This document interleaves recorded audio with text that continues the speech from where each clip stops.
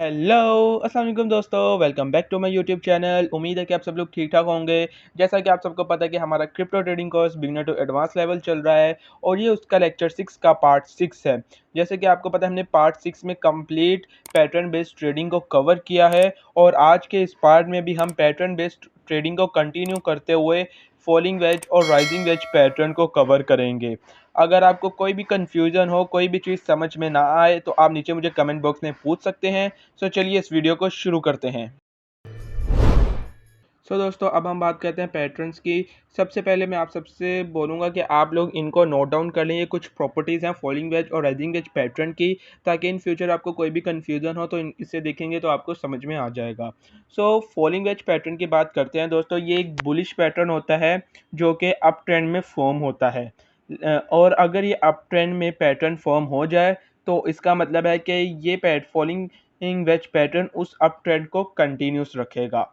दूसरा पॉइंट ये कि ये अगर कभी भी डाउन ट्रेंड में फॉर्म हो जाता है फॉलिंग वेज पैटर्न, तो ये उस पैटर्न को रिवर्सल करके डाउन ट्रेंड की तरफ ले जाएगा, ठीक है। अब हम बात करते हैं राइजिंग वेज की। राइजिंग वेज पैटर्न जो होता है ये बेरिश पैटर्न होता है। ये हमेशा फॉर्म जो होता है ये डाउन ट्रेंड में फॉर्म होता है। अगर ये डाउन ट्रेंड में फॉर्म होगा मतलब कि ये उस पैटर्न को, उस डाउन ट्रेंड को कंटिन्यूस रखेगा। दूसरा पॉइंट ये कि अगर ये अप ट्रेंड में फॉर्म हो जाए राइजिंग वेज, तो ये उस पैटर्न को रिवर्सल करके डाउन ट्रेंड की तरफ ले जाएगा। ये कुछ 4 प्रॉपर्टीज़ हैं फॉलिंग वेज और राइजिंग वेज की, आप इनको नोट डाउन कर लें। अगर आपको कुछ भी ना समझ में आए तो मुझसे लाज़मी पूछें। आगे चल के मैं अभी आपको ट्रेडिंग व्यू में चल के फॉलिंग वेज और राइजिंग वेज को अच्छे से समझाता हूँ, ये किस तरह से बनता है और इनको किस तरह से आइडेंटिफ़ाई करना है और किस तरह से ट्रेड करना है। यहाँ पे हम ट्रेडिंग व्यू पे आ जाते हैं। ट्रेडिंग व्यू पे आने के बाद यहाँ पे आपने हमेशा, जब भी आप वेज पैटर्न को आइडेंटिफ़ाई करें तो आपने 3 चीज़ों का ध्यान रखना है, ठीक है। सिर्फ मैं फॉलिंग वेज पैटर्न की बात नहीं कर रहा, फॉलिंग वेज हो या राइजिंग वेज हो, कोई भी वेज पैटर्न हो, आपने 3 चीज़ों का हमेशा ध्यान रखना है। पहला आपने ट्रेंड को आइडेंटिफ़ाई करना है। फर्स्ट आइडेंटिफ़ाई द ट्रेंड, मतलब कि आपने देखना है कि ट्रेंड क्या चल रहा है। एग्जांपल के तौर पे फॉलिंग वेज पैटर्न जो है ये एक बुलिश पैटर्न है, मतलब कि ये अप ट्रेंड पैटर्न में, बुलिश पैटर्न में अपीयर होता है, ठीक है। और उसमें अपीयर हुआ मतलब कि ये उस अप ट्रेंड को कंटिन्यूस रखेगा अप ट्रेंड में। बट मोस्टली ये होता है कि आपका जो है ना डाउन ट्रेंड भी बन जाता है, कि आपका डाउन ट्रेंड चल रहा है, ठीक है, और ये उस ट्रेंड को रिवर्स करके अप ट्रेंड में ले जाता है। इसलिए हमेशा आपने ट्रेंड को आइडेंटिफ़ाई करना है कि ट्रेंड क्या बन रहा है, उसके हिसाब से आपने इसे आइडेंटिफ़ाई करना है। अब हम बात करते हैं दूसरे पॉइंट की, जो कि है टाइट कंसोलिडेशन। मतलब कि आप जैसा कि यहाँ पे देख सकते हैं कि यहाँ पे एक सपोर्ट लाइन है, एक रेजिस्टेंस लाइन्स है। हमेशा आपने इन लाइन्स को बनाना है, सपोर्ट लाइन, रेजिस्टेंस लाइन्स, तभी आप चार्ट को आइडेंटिफ़ाई कर पाएँगे, पता चलेगा आपको। जैसा कि आप यहाँ पे देख रहे हैं कि एक टाइट कंसोलिडेशन हो रही है। कंसोलिडेशन मतलब कि स्क्वीज़ हो रहा है चार्ट। जैसा कि देख रहे हैं आप, ये डाउन ट्रेंड की तरफ जा रहा है और ये चार्ट स्क्वीज़ हो रहा है। आपने हमेशा ये देखना है कि टाइट कंसोलिडेशन हो रही हो, चार्ट आपका स्क्वीज़ हो रहा हो, ठीक है। अब हम बात करते हैं तीसरे पॉइंट की। उसमें है 4 पॉइंट्स वैलिड होने चाहिए। मतलब कि आपने सपोर्ट लाइन बनाई, रेजिस्टेंस लाइन्स बनाई, तो आपने देखना है कि आपके 2 पॉइंट्स कनेक्ट होने चाहिए। जैसा कि यहाँ पे 2 पॉइंट्स रेजिस्टेंस लाइन पे कनेक्ट हो रहे हैं और 2 पॉइंट्स आपके सपोर्ट लाइन पे कनेक्ट हो रहे हैं। इसका मतलब कि है आपका चार्ट जो है वैलिड है, गुड है। अगर अगर आपके चार्ट में 6 पॉइंट्स 6 पॉइंट्स कनेक्ट होते हैं तो आपका चार्ट जो है वो वेल एंड गुड है, मतलब कि वो चार्ट बिल्कुल सही बना है। आप उस पे ट्रेड कर सकते हैं। 4 बने तब भी गुड है, 6 बने तब वेल एंड गुड है।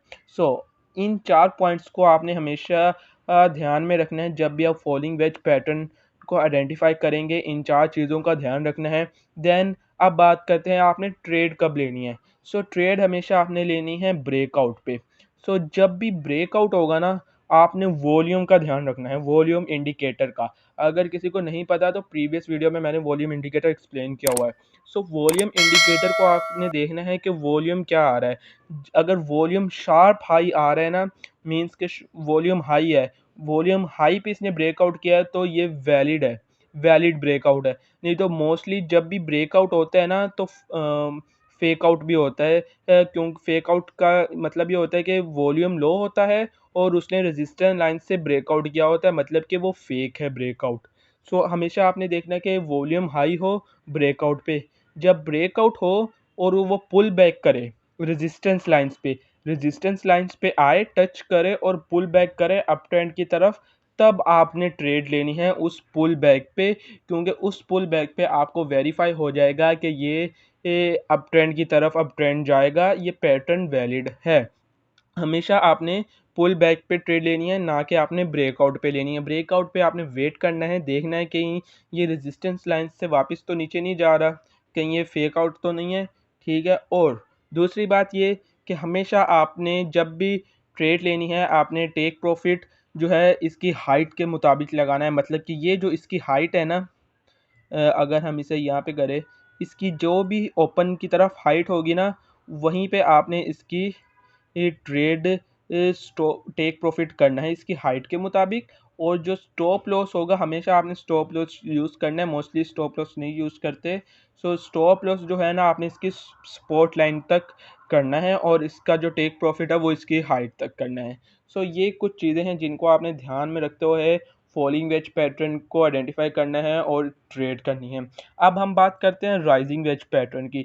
सो राइजिंग वेज भी दोस्तों, जैसे कि आपको मैंने प्रॉपर्टीज़ में बताया था कि सेम है, बस ये ऑपोजिट होता है। ये बेरिश पैटर्न होता है, मतलब कि डाउन ट्रेंड की तरफ बन रहा होता है। एग्जांपल के तौर पे यहाँ पे आप देख रहे हैं कि एक चार्ट बना हुआ है जो कि अप ट्रेंड की तरफ जा रहा है और स्क्वीज हो रहा है। देन ये रिवर्सल हो गया और इसने डाउन ट्रेंड की तरफ ब्रेकआउट किया और ये कंटिन्यूस डाउन ट्रेंड की तरफ जा रहा है। सो इसमें भी आपने सेम फॉलिंग वेज की तरह आपने इसके 4 पॉइंट्स करने हैं कि रेजिस्टेंस लाइन पे और सपोर्ट लाइन पे 4 पॉइंट्स कनेक्ट हो रहे हों।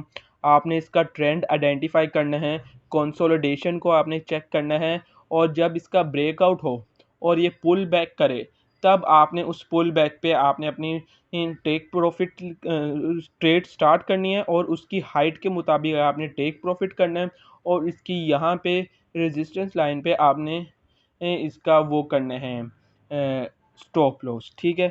इस तरह से आपने राइजिंग वेज का यूज़ करते हुए ट्रेड करनी है दोनों सेम ही मैं आपको अब इनको चार्ट पे चल के एक्सप्लेन करता हूँ कि चार्ट में किस तरह से अपीयर होते हैं। आप देख सकते हैं कि एक अप ट्रेंड चल रहा है और उसके बाद एक फॉलिंग वेज पैटर्न फॉर्म हुआ है, और अब इसे कंफर्मेशन करने के लिए आप यहाँ पे देखें कि इसका फर्स्ट टच हुआ, यहाँ पे सेकंड टच हुआ, फिर थर्ड टच हुआ और फिर फोर्थ टच हुआ, और फिर इसने ब्रेकआउट किया और अप ट्रेंड की तरफ कंटिन्यूस करा।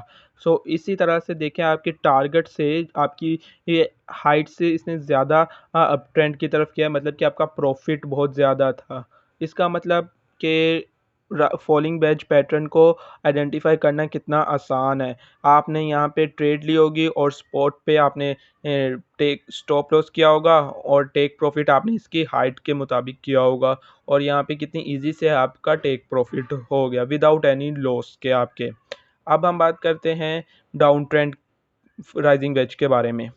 सो यहाँ पे आप देख सकते हैं कि यहाँ पे आपका एक डाउन ट्रेंड आया और उसके बाद आपका एक अप ट्रेंड आया जिसमें एक कंसोलिडेशन हुई, जिसमें आपका बना एक राइजिंग वेज पैटर्न बना, ठीक है। जैसा कि आप देख सकते हो कि यहाँ पे एक हिट हुआ, फिर दूसरा हिट हुआ, फिर यहाँ पे तीसरा हिट हुआ और चौथे हिट पे इसने ब्रेकआउट कर दिया, ठीक है। और उस ब्रेकआउट के बाद आप वो एक कैंडल स्टिक का वेट करते और यहाँ से आप शॉर्ट की पोजीशन लेके और यहाँ पे स्टॉप लॉस लगा के आप लोग इसकी शॉर्ट पे ट्रेड ले सकते हो, और आपको कितना प्रॉफिट होता है इस पे अगर आप इसकी हाइट देखें कितना डाउन ट्रेंड की तरफ ये गया है।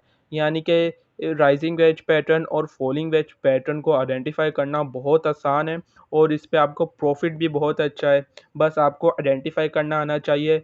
आप ज़्यादा से ज़्यादा प्रैक्टिस करें और इनको आइडेंटिफाई करना है, सही है। और मोस्टली आपने प्रीवियस ट्रेंड को देखना है, देन आपने ट्रेंड को ओ ओ देखते हुए पैटर्न बनाना है, और हमेशा स्पॉट लाइन और रेजिस्टेंस लाइंस का आपने यूज़ करना है। सो अ, हमेशा आपने प्रॉपर्टीज़ को भी देखना है, स्पॉट लाइन रेजिस्टेंस लाइन का यूज़ करना है, पॉइंट्स को देखना है कि कनेक्ट हो रहे हैं, ठीक है, और फिर ब्रेकआउट होगा, आपने कन्फर्मेशन का वेट करना है और फिर आपने शॉर्ट की पोजीशन या लॉन्ग की पोजीशन जो भी ट्रेंड बन रहा है उसके हिसाब से आपने ट्रेड करनी है। अगर आपको कोई भी कन्फ्यूज़न हो तो मुझे नीचे कमेंट बॉक्स में लाज़मी पूछिएगा।